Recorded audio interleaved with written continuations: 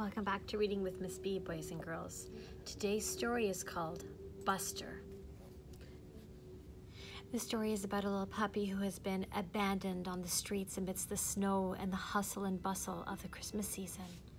Wondering if anyone is going to take him in and give him a loving, warm home, Buster sets off on an adventure. The story was written by a lovely lady named Linda Jennings. That's the author. The author is the person who writes the book. And the pictures were illustrated by another lovely woman named Catherine Walters.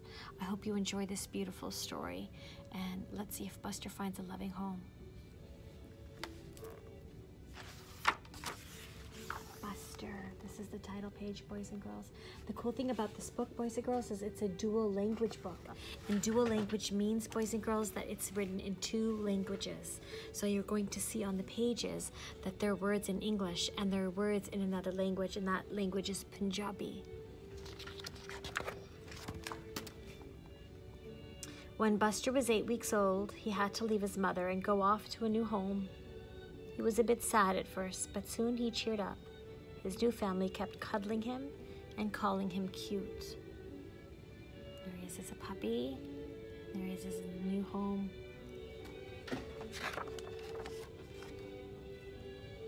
As Buster changed from a puppy into a proper little dog, things began to go wrong.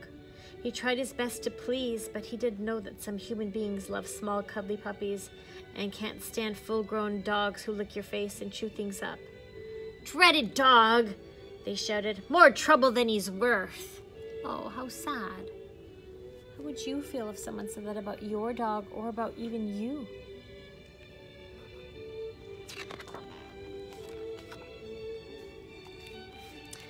One cold winter's day, his owners took Buster to a part of town where he had never been before. There, they pushed him out of the car and left him on the edge of a wide, busy road. They didn't want Buster anymore. He looked so sad.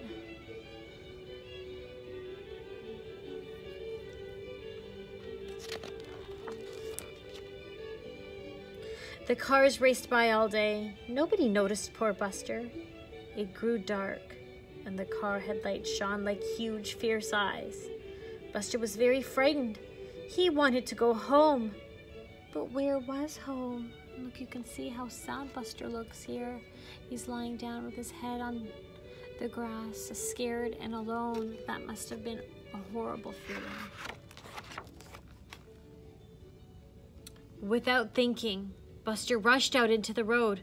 Screech! Crash! 2 cars braked to avoid him, but they hit each other. 2 furious heads leaned out of the 2 wound-down windows and yelled at the little dog. The angry voices made Buster think of the family who had abandoned him.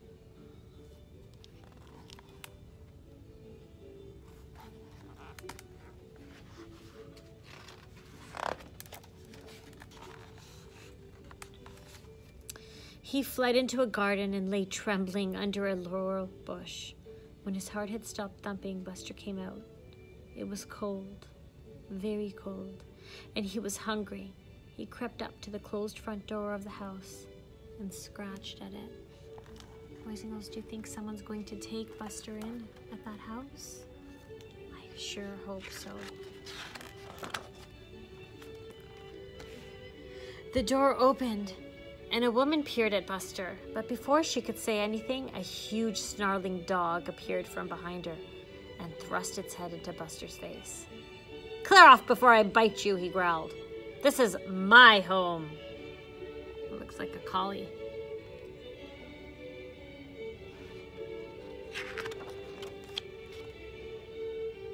Before Buster could move, the big dog broke free and chased him right down the garden path, snapping at his short, stumpy tail. Buster just managed to squeeze through a hole in the hedge before the big dog could attack again.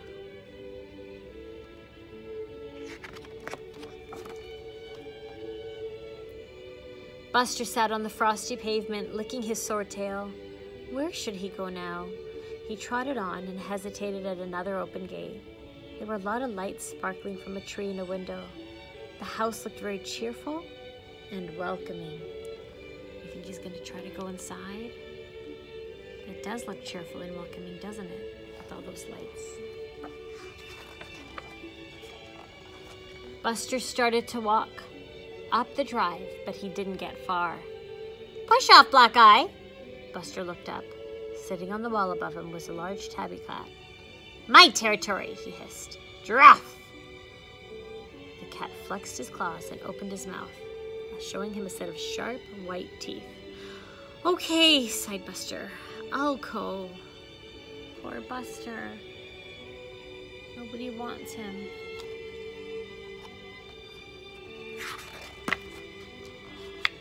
"Nobody wants me," thought poor Buster.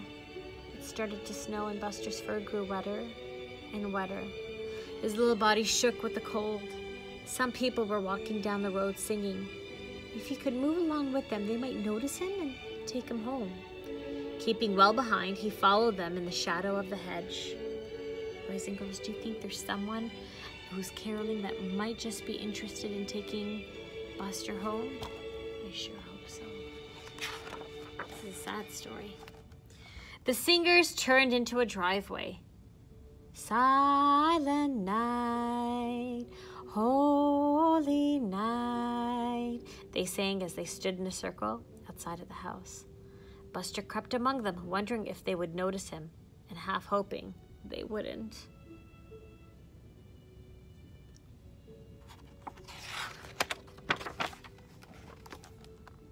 The door opened and Buster could smell something delicious. He dribbled with hunger. "One for each of you," said a voice, and hand held out a plate of mince pies. "Thank you, Mr. Merry-Do," said the carol singers. "And one for the little dog," he added. Finally, somebody noticed Buster and was kind to him. The little dog. Everyone turned around and then looked down at their feet. Buster gazed up at them, hunger pleading in his eyes. Would they tell him to go away too? "Who is he? Where has he come from? He must be a stray.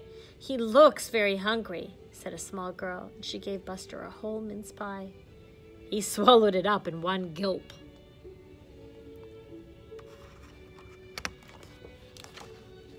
Old Mr. Merry-Do came out of the house and looked at Buster. "A dog for Christmas. No, not just for Christmas. A dog for life." "I'll take him," he said. "It looks like he needs a good home." He put out his hand and Buster and the little dog drew back, afraid. Why do you think he drew back afraid? "Come on, little fellow," said Mr. Merry-Do gently. "We'll have a good Christmas together, you and I." Does it look like that Buster finally gets a good Christmas in a loving home? He's on Mr. Merry-Do's shoulder.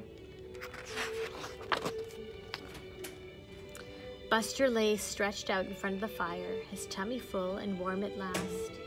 "Happy Christmas, little dog," said Mr. Merry-Do, "and welcome to your new home."